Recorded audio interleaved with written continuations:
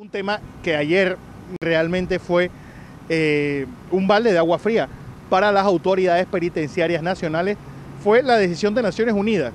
Recomendación: no sigan enviando detenidos a la cárcel de Punta Coco.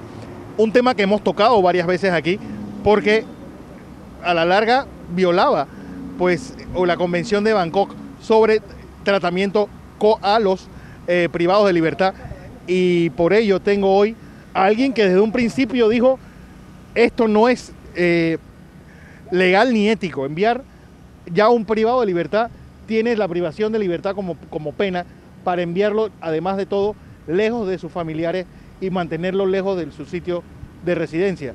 Ángel Calderón fue director del Sistema Penitenciario Nacional. Ángel, y es algo que tú desde el principio insististe en que no se hiciese. Sí, buenos días, Fernando.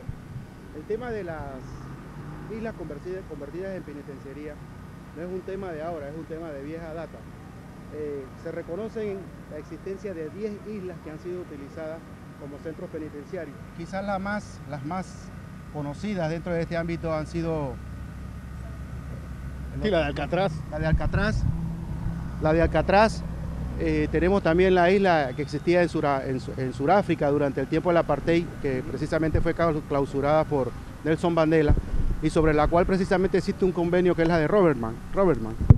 Precisamente porque estas islas en sus inicios quizás tuvieron una buena intención, como lo era centros de reclusión para personas de alta peligrosidad, pero con el devenir de los tiempos se convirtieron en verdaderos centros de torturas, utilizados por los regímenes para enviar a esos lugares a políticos, a personas que en un momento los enfrentaran. Así es que hay toda una historia detrás de estos antecedentes, inclusive la isla de Coiba no se aparta de esta realidad. Por ello recuerdo que en su momento, año 2013, ante la existencia, la problemática de la delincuencia, los líderes de pandilla, en un momento se había pensado reabrir la isla de Coiba y anexar un pabellón para estos individuos de alta peligrosidad. Conocedores del derecho, conocedores de la materia internacional, porque también somos egresados de la Escuela de Relaciones Internacionales, hicimos las consultas respectivas, las voces internacionales, las voces locales, los organismos de la sociedad civil se mantuvieron rotundamente en que esto era una violación a los derechos humanos y a las convenciones internacionales de las cuales Panamá ha sido signataria. Máxime que algunas de estas islas han sido reconocidas por la UNESCO como Patrimonio de la Humanidad. Pero vámonos a la esencia de lo que es los derechos humanos y las convenciones interamericanas y americanas de las cuales la República de Panamá es signataria. En primer lugar, vamos al derecho patrio y lo que es la pirámide kelsiana en cuanto a lo que representa esto y qué es lo que tú como Estado, no como gobierno, tienes que hacer o no hacer. O no hacer. En esta línea, tú tienes que ver primero lo que es la Constitución. Hay una flagrante violación a los artículos 17, 22, 28 y 107 de la Constitución Nacional de la República de Panamá en cuanto al traslado o mantener detenidos en circunstancias que no se cumplan con la normativa internacional. Si nos remitimos entonces como Panamá signataria y la Constitución que reconoce los convenios de los cuales Panamá es signataria, tenemos entonces que remitirnos a una serie de convenios internacionales, la Convención Americana de Derechos Humanos, la Convención Interamericana para los Derechos de los Privados y las Torturas. Todos prohíben el establecimiento de cárceles en islas. Bueno, lo que propiamente dicho, Panamá no es que ha firmado un tratado o un convenio que diga yo no voy a utilizar islas como centros penitenciarios, sino es la misma normativa internacional que te dice que para tú tener estos centros penitenciarios, primero tienen que estar debidamente documentados en la ley, tiene que existir como tal, tiene que estar reconocido. Si nos vamos a la Constitución, tú te das cuenta que la Constitución establece claramente quién es el órgano regente de lo que son los privados de libertad, quiénes tienen bajo su control la custodia de estos privados de libertad. A raíz del año 2010, cuando se da la separación del Ministerio de Gobierno y Justicia para convertirse en Ministerio de Gobierno y Ministerio de Seguridad, se da la fusión donde el Ministerio de Gobierno absorbe todo lo que es el tema del sistema penitenciario y el Ministerio de Justicia, por ende, se encarga de lo que es la policía y los otros organismos, estamentos de seguridad. Pero volviendo a la normativa, a lo que te dice, los convenios te dicen a ti que tú no puedes someter a los privados de libertad a tratos crueles, conductas inhumanas, encierros en lugares donde no tengan ventilación. O sea, te tienen toda una serie de condiciones en las cuales tú tienes que cumplirla y no puedes violarla. Por ejemplo, ellos tienen derecho a la comunicación, a una constante comunicación, tanto con su defensa como con sus familiares. Por eso es que en el derecho patrio tú te encuentras en el Código Judicial la norma que dice que ningún privado puede ser sacado de su jurisdicción que le corresponda. Sí, un herrerano lo tienes que meter preso en Chitré. Sin embargo, hay excepciones. ¿Por qué hay excepciones? Yo recuerdo que en mis tiempos se nos presentaban mucho los habeas corpus correctivos, en los cuales teníamos que justificar, y existían unos requisitos para tú poder justificar un traslado a un circuito, a un lugar fuera de su jurisdicción. Y te estoy hablando de cárceles. Claro. No te estoy hablando de lugares que vamos a mandarlo o vamos a aislarlo. Porque lo que la normativa, lo que los derechos humanos te establecen es precisamente que ese tipo de actitudes, ese tipo de actividades no las puedes hacer. La respuesta de las autoridades ha sido no cerrar Punta Coco.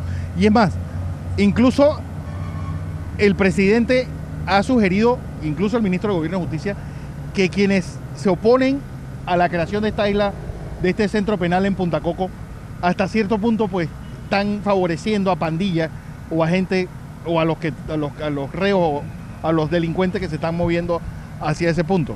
Bueno, esa es la misma interpretación que nosotros pudimos haber hecho en el año 2013, Ajá. Cuando todos los organismos, la comunidad internacional, los grupos de la sociedad civil, se opusieron a que se reabriera la isla de Coiba. No porque no tuviera las condiciones, no porque no se cumpliera con la normativa, simple y sencillamente porque no se podía abrir y porque atentaba contra los derechos humanos en cuanto a la comunicación.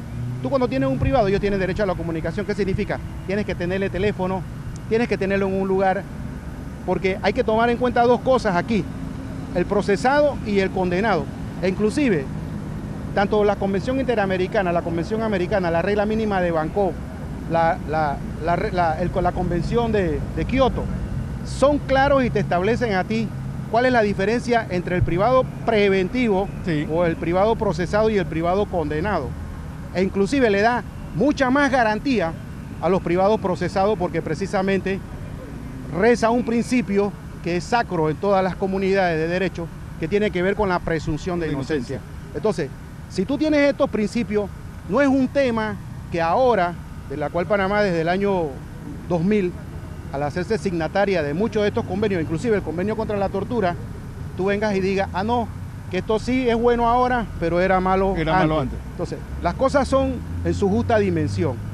No es que estemos, ni se diga que se está defendiendo, porque a nosotros en su momento, te repito, nos tocó evaluar esta situación de dónde íbamos a poner estos pendilleros. Y la mejor respuesta era llevárnoslo para la isla de Coiba, habilitar un lugar, pero es la mejor respuesta en el momento, pero no para lo que son las condiciones. ¿El SENAN, dentro de su ley, tiene atribuciones para manejar detenidos?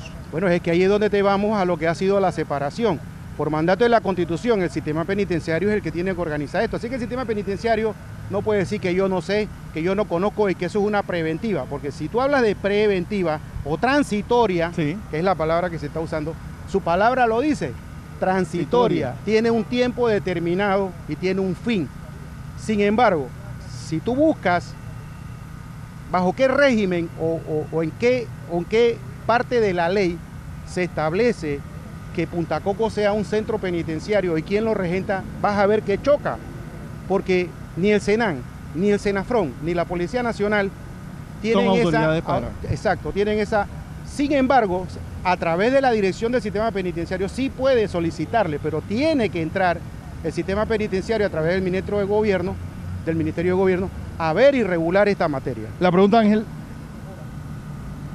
¿insistir en esta cárcel puede provocar demandas internacionales contra el ministro de Gobierno, su viceministra y los que están promoviendo este centro de detención transitoria, como lo han llamado? Bueno, nosotros fuimos objeto de denuncias y demandas internacionales en su momento, que tuvimos que asistir ante los organismos de derechos humanos y sustentar denuncias que nos presentaron precisamente algunas de las personas que hoy forman parte de este gobierno y que precisamente tienen que ver con el tema de los privados de libertad. Así es que más adelante no se exime de responsabilidades ante una denuncia o ante una queja internacional contra el Estado panameño, por situaciones que se consideren violatorias a los derechos humanos. Las repercusiones que pueda tener civil y penalmente van a ir de la mano de cuánto se pueda demostrar o cuánto se avance que efectivamente hay una violación de los derechos humanos. Y si ya las Naciones Unidas se pronunció, yo pienso que el paraguas o la mejor defensa es acatar lo que nos están recomendando los organismos internacionales. La pregunta también va, la Gran Joya tiene un centro de alta seguridad, ¿por qué no se está usando? Bueno, la Gran Joya efectivamente tiene un pabellón de máxima seguridad. En su momento se hizo pensando en esta situación, porque como no lo puedes mandar a una isla, porque ya te he puesto toda una serie de antecedentes que hay en cuanto a la prohibición por los organismos internacionales de utilizar estas islas como centro de reclusión, porque la idea al principio puede ser buena, pero ¿quién te dice a ti que en unos meses o en un par de años esta misma idea sea utilizada por personas pues, que no sean tan respetuosas del derecho y quieran mandar a ese lugar a todo el que se opone o a todo el que no esté de acuerdo con su pensamiento o su lineamiento político? Claro, como ocurría con Coiba. Como ocurrió con Coiba, que inclusive hay un antecedente de plena democracia, que personas por una sanción administrativa de 20 días por haber hecho un tranque de calle fueron mandados a Coiba. Los Suntra que mandaron en el gobierno de Pérez Valladares. Por supuesto, estos son los antecedentes, pero bien dice alguien que nosotros somos los únicos animales que chocamos 2 veces con la misma piedra, porque no queremos mirar para atrás y cuando estamos en un puesto nos olvidamos de los antecedentes y precisamente por escuchar y por hacer caso a recomendaciones de las personas que no son peritos en esta materia, porque tú no puedes poner al experto, al especialista en seguridad, a dirigir lo que es una política penitenciaria, ni a decirte a ti a quién debes meter aquí o a quién no debes meter acá. Oye, por último, tú eres arraijaneño de pura cepa. Sí. Y correcto. aquí esto ha quedado transformado ya pues en una bomba de tiempo social, porque una explosión demográfica que ha traído todos los problemas de una urbe con el presupuesto de un pueblo. Bueno, mira, desde hace 20 años, el tranque este que tú ves aquí ha sido un tranque de los arraijaneños desde hace más de 20 años. Definitivamente, como tú dices, el crecimiento que se da, el sector oeste prácticamente es una ciudad dormitorio. Sí. Sin embargo, cuando se empieza en la planificación que comenzó precisamente en el sector de Bacamonte, se empezaron a construir barriadas bajo las reglas de desarrollo rural, porque esa era la normativa en aquella época, no claro. La regla de desarrollo urbano. Calles de brea, que no propiamente de concreto, no existían sistemas de alcantarillados propios, sistemas de desagüe. El Arraiján siempre ha tenido un problema que fue el problema de agua.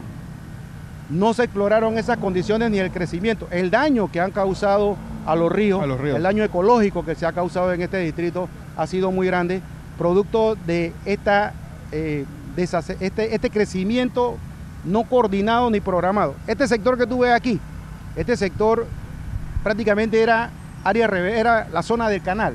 Aquí sí, no incluso una garita aquí existía mismo, la antigua aduana. Ajá. Esto eran áreas verdes, aquí no se permitían, los norteamericanos no permitían que tú construyeras una casa, que tú hicieras esto. Pero también esto fue político de un botín político, perdón, valga la redundancia. Las áreas estas fueron producto de un botín político, donde los políticos empezaron a dar tierra por votos, por muchas razones dentro de lo que es tú querer ganarte el voto y tener en ese momento sí, un feudo propio y estar en el gobierno, ¿verdad? Y ser parte de esa organización que empezaron a dar terreno. Por eso es que tú encuentras muchas áreas en este sector que no tienen esa infraestructura porque fueron dadas por amiguismo, por ganar votos, y no bajo una política, no bajo una planeación como debe ser el desarrollo. Igualmente, si tú te trasladas un poquito más abajo, tú ves que en cuanto a la estructura vial, Arraiján ahora mismo, el sector oeste ahora mismo, incluyendo Chorrera, podemos estar hablando de más de 400.000 personas, 400.000 habitantes. Estos 400.000 habitantes, la cantidad de vehículos que tienen, que por eso es que tú ves que aquí no se necesita un ensanche, pero sino es que 2 ensanches. Ya son las 8:30 y desde que llegamos aquí a las 5:30 está esa fila que no se mueve. Si ese problema lo teníamos hace 25 años cuando Arraiján quizás no era 100.000 habitantes. Y con esta misma estructura, imagínate que ha crecido el triple y no se han mejorado estas estructuras. Tú quizás este tranque lo encuentras llegando a Chorrera. Porque aquí tú tienes que construir varias vías, no solamente la del Centenario, tienes que construir varias vías más e inclusive cuando llegas a la ciudad te encuentras con el gran tapón. Sí, el gran cuello de botella. No hay para dónde agarrar. Pero pienso también que el desarrollo ha implicado en el distrito un crecimiento, quizás también en las arcas municipales, pero todo desarrollo también trae sus consecuencias porque este pueblo tú podías dormir tranquilo con las puertas abiertas, no existía esa maleantería, esa maldad, esos crímenes que hoy día hay, eso no existía aquí. Sin embargo, eso es parte del desarrollo y vemos cómo todos estos temas de la delincuencia, todos estos temas de la peligrosidad, son conductas que migran de otros sectores. Recuerda que sectores, el Chorrillo, Viejo Veranillo, producto de las situaciones propias, la invasión, incendios que se han dado, ¿dónde mandaban todo esto? Los mandaban para acá. Por eso fue que hace un año la población se opuso a que unos señores de un sector que estaban por un incendio, creo que ahí por el Instituto Nacional, que lo iban a traer a Arraiján, la población se opuso y dijo, ya basta, Arraiján no puede seguir creciendo de esta manera y trayendo este tipo de problemas sociales a un distrito que ya está ahogado por los problemas sociales y que no va, ese crecimiento que está experimentando el sector oeste, no va de la mano con todas las soluciones que tiene que tener el crecimiento de una sociedad o de una población como esta. Prueba de ello, que aquí ni siquiera hay fiscalías de circuito. Aquí todavía creo que se manejan con personería. Entonces, tú te das cuenta que crece la población, el detenido de Arraiján, la persona que tuve investigada de Arraiján, te la tienes que llevar para Chorrera, a someterse a Chorrera, que ya está colapsada en cuanto a los temas de investigaciones judiciales, y le cargas más con estos problemas del distrito porque no se planifica. Las escuelas, ¿cuántas escuelas nuevas tú ves que han abierto aquí en Arraiján? Hace mucho tiempo, después de la sierra, tú no oyes decir que aquí en este distrito se haya abierto una escuela nueva. Hospitales. Esta es una población de más de 400.000 habitantes. ¿Qué hospital tiene? Sí, no tiene la policlínica Blas. O sea, todas son estos problemas van incrementándose más que en la noche. Cuando tú quieres asistir a una asistencia médica, tienes que ir a la ciudad de Panamá o tienes que ir a Chorrera porque creció el distrito. Pero en respuestas sociales, ¿qué tanto hemos crecido?